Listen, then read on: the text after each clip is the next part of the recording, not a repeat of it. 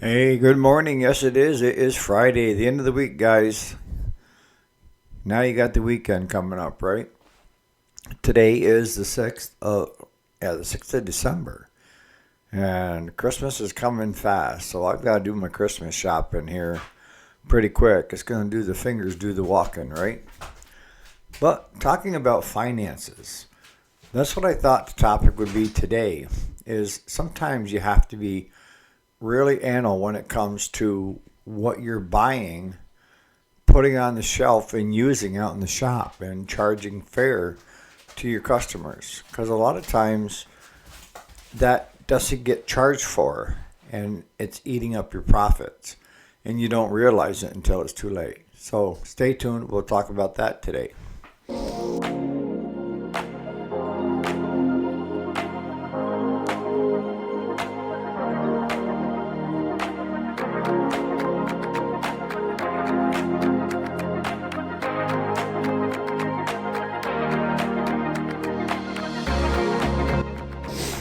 Alrighty, welcome back to the channel. My name is Eric, and yes, this is the weekday, Monday through Friday. Today is Friday, December 6th, 2024.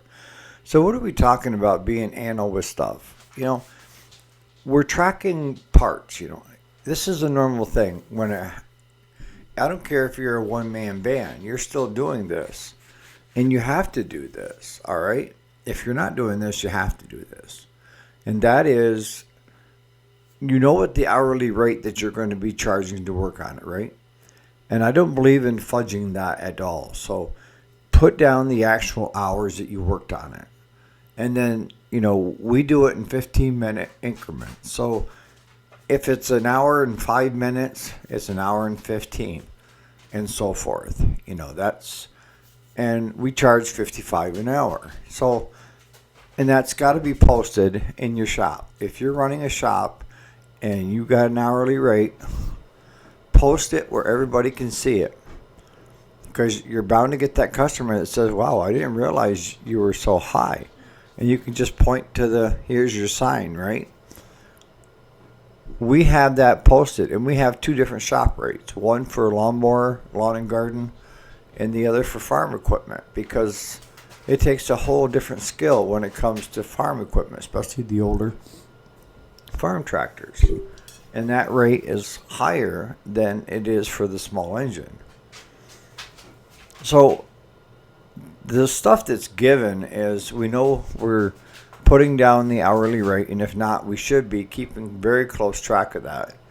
And you can do that with I created a worksheet for Claude out in the shop for both of us to use, and it's got in there where you can put in your hours. You can also order the carbon copy, duplicate, triplicate, work orders right through a number of these companies that have where you can flip it over to the back, the copy you keep, and it's got where you can keep track of your hours, right? So if you work on it half an hour and you're down because you're looking for parts, all right, so put down you're down, right? And when I say looking for parts, I mean looking for parts that are on order. If you're working on the machine and you're looking up parts for that machine, that's still billable. Whether Claude's doing it or I'm doing it. 95% of the time I'm doing it. But I also have to charge for my time. My time isn't free either. So that means I have to go out and find the parts we need, get the parts ordered, and get them coming so that we have them to put the customer's machine back together. So you're not only billing for the mechanical part of it, you're also billing for any time that you put in on that unit for that customer. All right? And that can be done on the back of these, ready-made right from these companies, or in our case, we did it ourselves. In your case, you could use a notebook. Doesn't matter.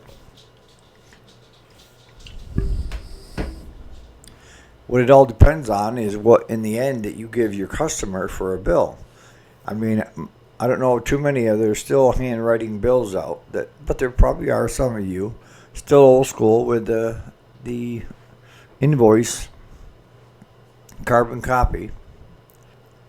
But a lot of times what we end up doing is, when it comes to, we're putting our hourly rate down and how many hours we're putting in on it, right? And we're putting down the part numbers and the price of the parts, and then we also mark up our parts, all right? Sometimes 10 to 30%, depends on what the part is. You have to mark it up. You can't make it just on labor. And so you need to have some kind of a markup on parts.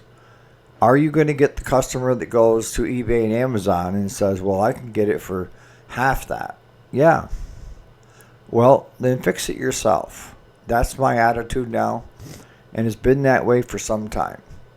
We tried the bring your own parts and we'll put it together, and it failed miserably because 85 to 90% of the time it was the wrong part that the customer had ordered, and that delayed us even more.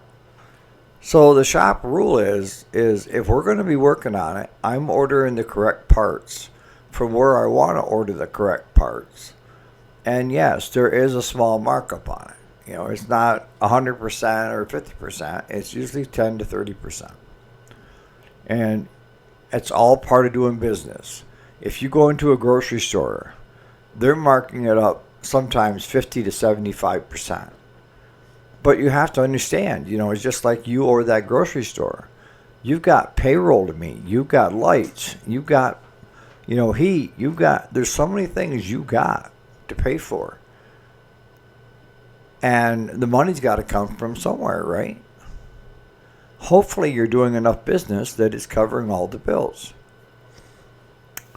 So we don't allow customers to bring their stuff to us. We tried it. Didn't work.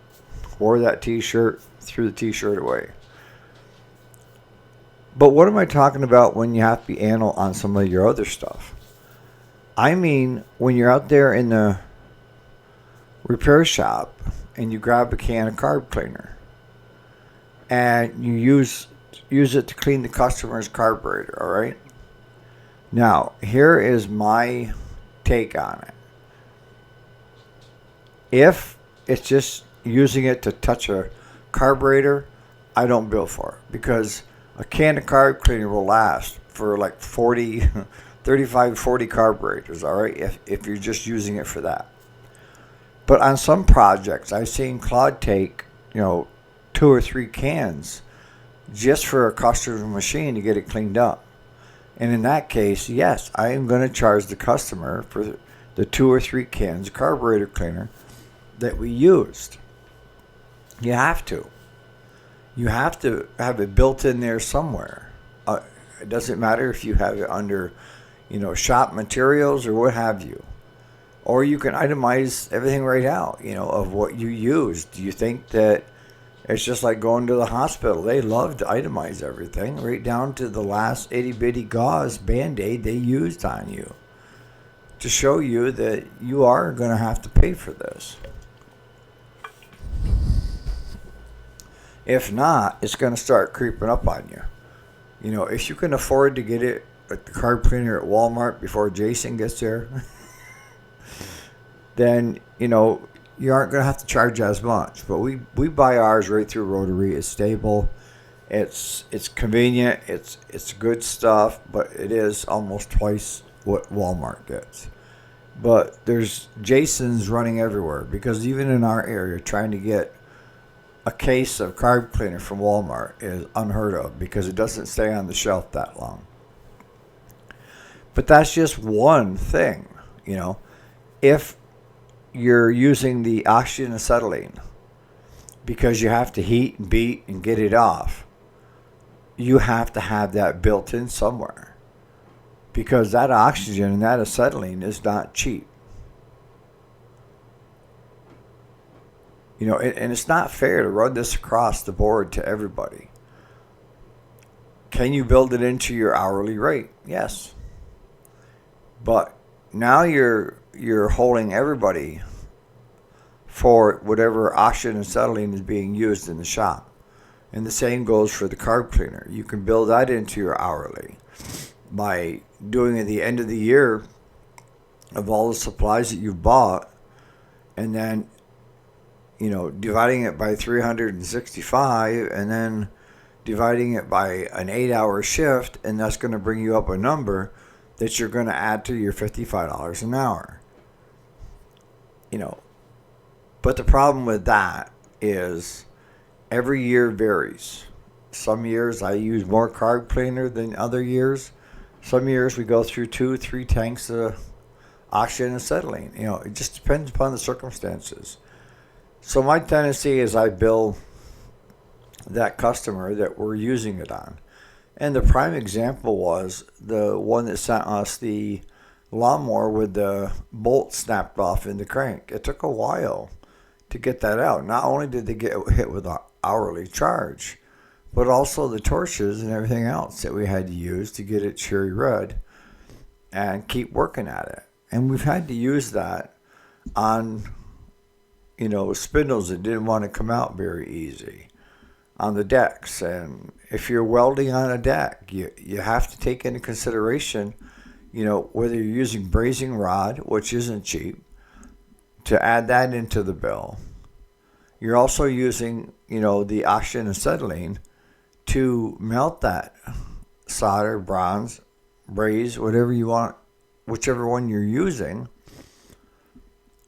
But like I say, those are the little things that are going to get you.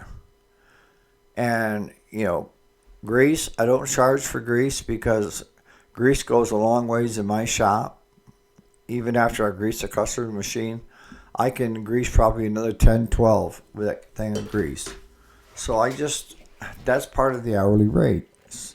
So, on some stuff, I don't charge, and on other stuff, I do if we have to use a lot of it for that particular job on that customer. But I guess what I'm getting at is a lot of times we buy shop supplies and we just chalk it up to part of doing business, and we don't have any way of recouping any of that money. And you need to build that in somehow so that you're recouping it. And don't be afraid to write it right on the bill if you had to use 3 cans of carb cleaner on that unit, on that customer's machine. And that the carb cleaner through Rotary is like $6.95 a can or something like that. Mark it up 10, 12%. Or don't mark it up at all. But you need to at least recoup your money back so that you're not going backwards, is what I'm getting at. I'd like to have your take on this, because a number of you have got shops, and even automotive shops, where you use a lot of stuff, and I bet you there's certain things that you aren't even writing on that bill to that customer, but it's still costing you money. And I want to know why you're not itemizing that out or somehow recouping the money that you're spending, because it's costing you money. If you don't, if you've got an hourly rate of 55, if you're not keeping track and you're not writing down all the stuff that was used on that unit, you may be only getting like 35, 40 bucks an hour if you sit down and figure it out. If you're not putting down the time it takes to do the parts lookup and get the parts ordered, why not? That's part of working on that customer machine. It's not just the mechanical part of it. It's the whole package. Now, granted, it doesn't take me long to do a parts lookup and find the parts that Claude needs and get them ordered. But still, I'm going to bill for my time. I have to. And if the customer has a question about it, I can explain any part of that bill and why I do it the way I do it, and make a customer understand, well, that sounds reasonable. Because most of your customers are going to say, that sounds reasonable. Because they don't work for free at their job either. They don't give a bunch of free time to that company. If anything, they're looking for, where's my time and a half for anything over 40, right? They're not going to sit there and work 50, 55 hours and tell the company, oh, don't worry about the 10 to 15 hours extra that I worked. You don't even need to pay me for that. Bullcrap. Same with us. There's no reason why we should spend all this extra time on a customer's machine and say, don't worry about it, we're going to eat it. The only time I eat the bills, and that is what I call redos, of where we send something out of here and it comes back for the same issue.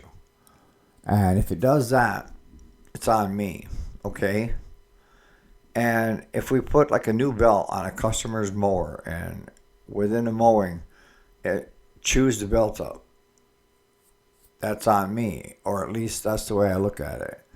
Unless Claude can see where something else has been hit or damaged or what have you. But if it's just simply a belt didn't hold up, I don't know, the belt may have been older than dirt. But I'll throw a new belt on it just to appease the customer because I want them coming back and satisfied with what work we do and that we stand behind what we do. You have to stand behind what you do or the customer is not going to come back. They may say okay and pay that bill, but in the back of their mind they're saying F you. I'm telling you right now. So if you're doing a redo or you're doing, somebody got a belt chewed up or something went quickly, it's better to eat it and apologize to your customer and move forward. That customer will be back the next year when it needs to be serviced. Again, I'm going to cut this off here pretty quick, but I want you guys' take. How are you guys handling the added income being spent on supplies? Do you bill it, to the customer that you're using it on? Do you just average it across the board per customer? I'm kind of curious. Carb cleaner is a big one. We use a lot of that. Starting fluid, we use a lot of that for the diesels in the colder weather. Grease, I don't because it covers quite a few unless it's, something that requires over a container. If it requires 3/4 of a grease tube, then I'll charge for it. But most of the time I can get so many units out of that tube of grease. The ultrasonic cleaner, I don't charge for that. When I toss it in, let that do its thing. There's a lot of things that we don't charge for. But the way I look at it is if Claude and I are not physically working on it, then I'm not going to bill for it, okay? And if it's sitting in the ultrasonic cleaner, I'm not billing for it because the cleaner's working, doing its own thing.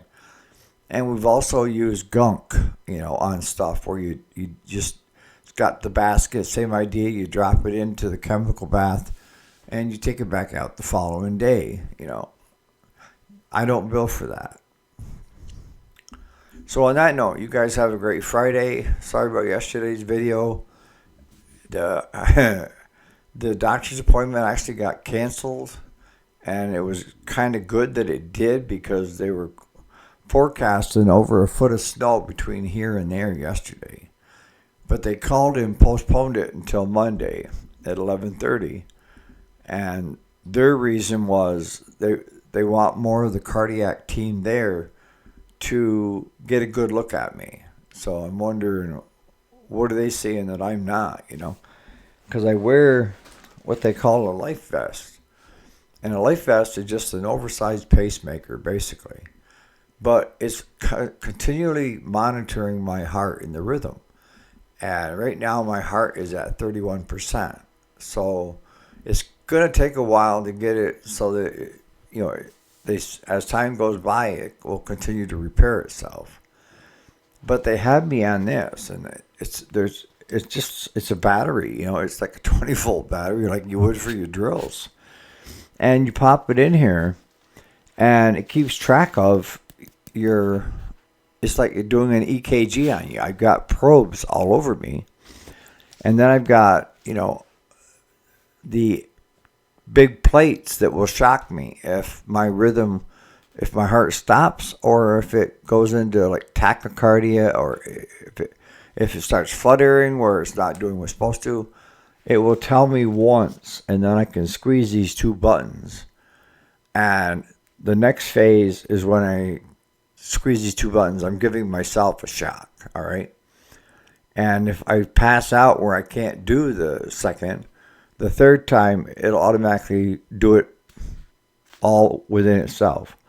But the other thing that this does is I have a wireless modem type thing, and it's constantly drawing my EKG out of this through that to Syracuse to my cardiac team. So they're looking at my EKG, they can at any given time because it's constantly being uploaded. So I'm wondering, did they see something on that now they want more of the team to see instead of just one of the nurse practitioners? We will soon find out on Monday. I also want to take this time to thank all of you for your continued encouragement and support through this. It's very important to me. As I said to some friends on Facebook, if you see a post from me, it's not because I'm looking for sympathy. I'm looking for the continued encouragement that all of you have given me through all of this. And I know it's going to be a long, slow path to get back to where I should be, but I will get there. And I couldn't have got there without your help and taking time out of your busy day. So on that, thank you and pat yourself on the back because it's been very important to me. But on that note, guys, have a great weekend. I don't know what I'm going to be doing for videos or what's even going on. Hopefully it's going to be a quiet one. They want me to rest as much as I can. I am going down to the shop in the mornings because Claude's working half days, so he picks me up around 7:15, and I hang out with him down there till noon. We've got a couple drop-offs today. The hard part is I want to help him, but I can't. I have lifting restrictions. And if my cardiac team knew what I was doing, they'd probably have conniption. But I can't sit still either, But I'm not going to do things that's going to jeopardize. And Claude won't allow me to do things that may set me back. And that is lifting is one of them. Riding around in my truck with him driving and having heated seats on and being able to control the temperature over on my side of the passenger seat. I don't do anything but ride, but it gets me out of the house. Then that's probably the biggest thing that's helped me more is I get fresh air because I go stir crazy. I don't know about you guys, but I go stir crazy if you try to tie me down and don't let me be free-willed, But on that note, you guys have a great Friday. We'll see you here definitely bright and early Monday morning. And on that, have a great day.